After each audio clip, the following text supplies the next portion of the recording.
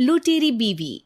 नीता का परिवार उसकी शादी कराना चाहता है, पर नीता को अपने बॉयफ्रेंड से ही शादी करनी होती है, जिसके लिए परिवार तैयार नहीं होता।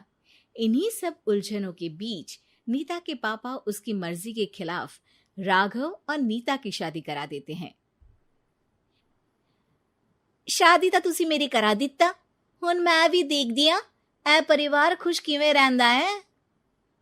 अपने गुस्से के चलते नीता शादी के अगले ही दिन से परिवार में सबको उल्टे जवाब देना, किसी की कोई बात ना सुनना और अपने मन मुताबिक रहना शुरू कर देती है, जिससे घर में सबको दिक्कत होती है, लेकिन नीता को कोई कुछ नहीं बोलता। एक दिन सास नीता के पास आती है।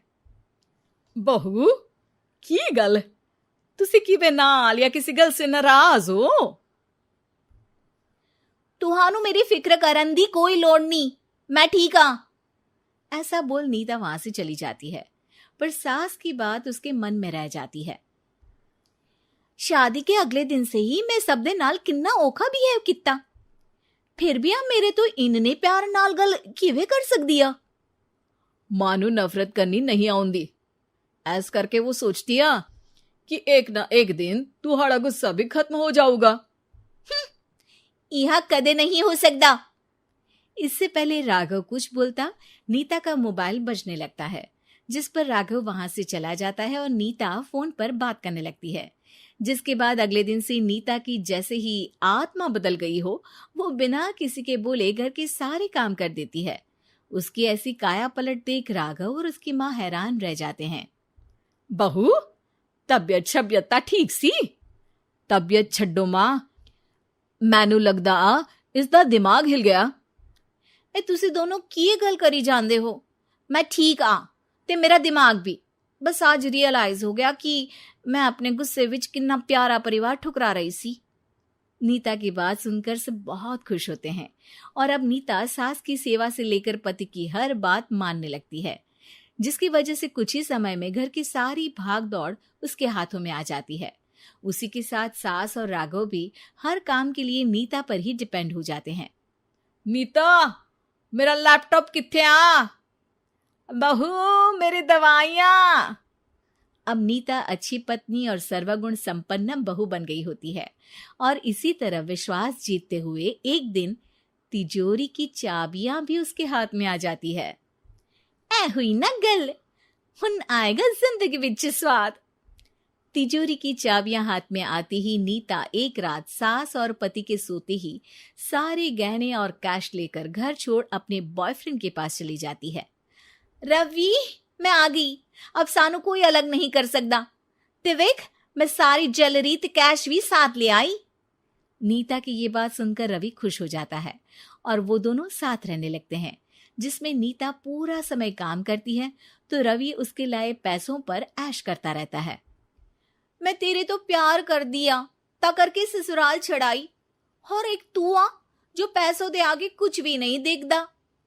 ओ महारानी अपने काम तो काम रख, मेरे ते जुबान लड़ान दी जरूरत नहीं, वरना इस घर तो बाहर कर देना है। ऐ मेरा घरा तेरा ससुराल नहीं, जीवे मन किया रहली इथे रहन लाई, हाथ चला जुबान नहीं। रवि की बातें सुन नीता के सिर पर जैसे आसमान ही टूट जाता है। एक तेरे करके मैंने अपने मां पियो नाल उस भले चंगे ससुराल नु भी धोखा दिता ते तू छड्ड परे, मेरी ही गलती आ जे आखा उत्थे तेरे प्यार दा पर्दा डाल उस दिन फोन ते तेरी गलना विच आ गई। जे नहीं आउंदी ता आज खुशी नाल उथे ही बैठी होनी सी। ए भाषण उन्ना दियो जिससे इसका फर्क पड़े, मेरे कॉल नौटंकी नहीं। रवि वहां से चला जाता है और नीता रोती पछताती वहीं बैठ जाती है। हाय रब्बा, ए मैं की कर दिता, उस घर विच भी वापस नहीं जा सकती। एक ता घर छोड़ा नाल चोरी भी की, कोई मेहणु माफ नहीं करूंगा। घर कैसे वापस जाए इसी डर से नीता रवि का घर छोड़ नहीं सकती। इसी तरह दिन बीतते हैं और उन्हीं के साथ हालात बद से बदतर होते जाते हैं। अब रवि पैसों और अपनी मनमानी के लिए नीता के साथ मारपीट भी शुरू कर देता है, जिससे परेशान होकर एक दिन नीता उसे छोड़ अपने ससुराल वापस आ जाती है। जिसे वहां देख राघव गुस्से से लाल हो जाता है। हूं थे की लेना या हमारी जिंदगी के साथ घर था तो पहले ही बर्बाद कर गई सी।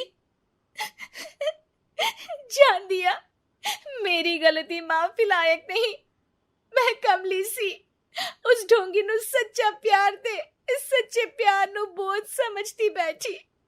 मैनू माफ कर दो। जे मेरी नूर रानी समझ गई या कि उस तो गलती हुई या, फिर किस बात का रुसना मनाना। केड़ी नूर रानी? रानी बोलन जोगा इसने केड़े झंडे गाड़ दिए? मां याद कर, तेरे घर विच चोरी कर बहू ते पत्नी सब रिश्ते तोड़ भाग गई सी। और फिर की मानता रहिया, गलती हो गई सी। एक गलती ता रब भी माफ कर देता ते तू और मैं ता सिर्फ इंसान ही आ। माफ कर दे, मैं बोल रही आ ये दोबारा कदी कोई गलती नहीं करेगी। इसदा नहीं ता मेरा ही भरोसा कर ले। ठीक आ, जिवें तुहानू ठीक लगे, पर इसे बोल दे मेरे कोलो कोई उम्मीद ना रखे। तुसी जीवे कहोगे। अब सास हर रोज राघव को मनाने की कोई ना कोई नई तिकड़म बताकर नीता को उसके पास भेजती रहती है, जिससे कुछ समय बाद नीता का पछतावा और कोशिशें देखकर राघव भी उसे माफ कर देता है।